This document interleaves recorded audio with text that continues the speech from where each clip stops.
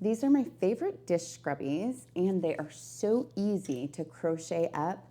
I really like that I can customize them. I can make them more lumpy, I can make them more smooth, I can do multiple different colors, and then I can gift them, which is really fun to do around the holidays. I love doing homemade gifts, so take a look at how I make these.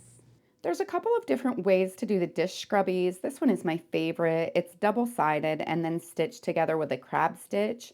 So that makes it just a little bit bumpier at the edge as opposed to putting it together with the single crochet. You can do them one color or you can do them two. When you do them two different colors, you can actually see the color that's on the edge here, which would be the same as the other side.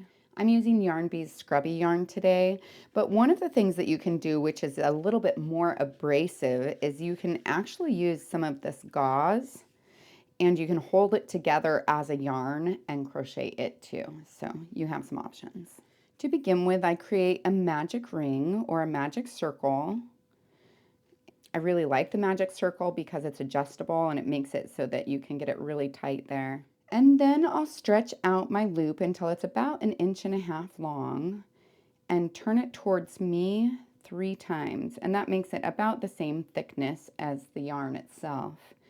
And then I'll take and I'll twist around 2 times, go through my magic ring, grab my yarn,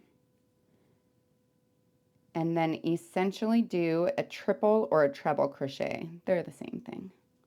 I do have to anchor it the whole time though, otherwise it'll begin to unravel and that won't work for me. And then I'll do 13 more triple crochets, so it'll be a total of 14 if you pay attention to that first one.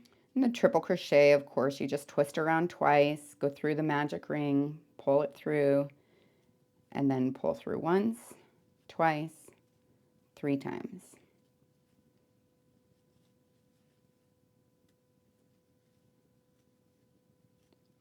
As it starts getting a little bit bigger, it feels kind of floppy, so I'll tighten up the hole just by pulling on the tail here. I won't make it totally closed yet because I still have a few more to do. Now that I have 14 stitches, I'll pull this really snug. I want to get that hole as tight as I can. I don't want it to be gaping open. Now I'll get ready to do my last triple crochet, and when I go in, I will pull both the working yarn and the tail through. And I'll crochet with both of those. Once I get to the very top, I actually want to pull that tail out.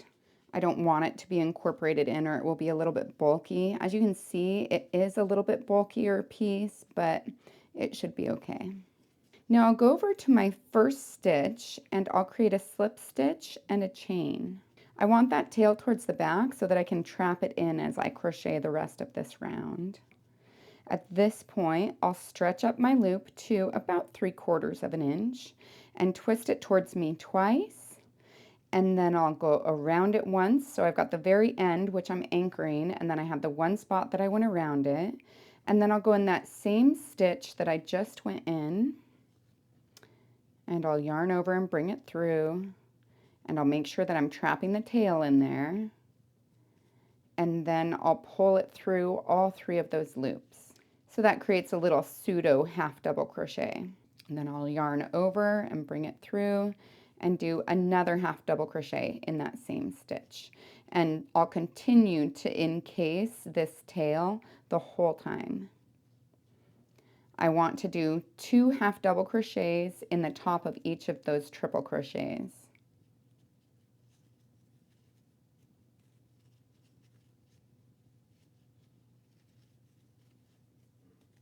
Now you see how there's just a little bit of that tail poking through. If I can get that covered, it's fine. But if it still pokes through like that, then I'll need to trim it. So now it's totally hidden. I don't have to worry about that tail. Now I'll slip stitch into that first stitch, and then I'll do a chain. Now I've already created the other side, so I'll attach this to the back. I'll leave this one connected. The first side you do fasten off. And I want it just a couple of stitches offset. I want this tail to be a few stitches away from where I'm ending here. And then I'll go into that same stitch that I went in before, and I'll go across into a stitch on that one as well. And I'll pull it through and single crochet. Now I'm doing the crab stitch, so I want to go back and go through the actual stitch, not the slip stitch. And I'm going through both of those again, yarn over, bring it through, and then take it through that. And I'll continue around the same way. And it kind of twists it as you do it this way, which is really nice because it makes those little nubbies that I like so much when it's time for me to clean. As I get down to this point, I again have to skip the slip stitch and go into the actual stitch. And I'll start holding that tail so that I can include it in the stitches here too. You see how it's going up above where I'm stitching so that it gets encased in. And so if you look right here, you can see it's just in that little casing that I'm creating. And I'll continue to do that crab stitch all the way around for 30 stitches. So the crab stitch is essentially a reverse single crochet. And now I'll fasten off, and then I'll place it on a tapestry needle, and I'll go down in that little channel that I created. You can usually go a couple of stitches at a time. Then I'll kind of go through one of the stitches here. I've found that it holds better if you go multiple different directions. So now I'll go back counterclockwise since I was going clockwise last time, and I'll go through this lower channel here. So then at this point, I just trim it really close, and it is all done and ready for all kinds of scrubbing.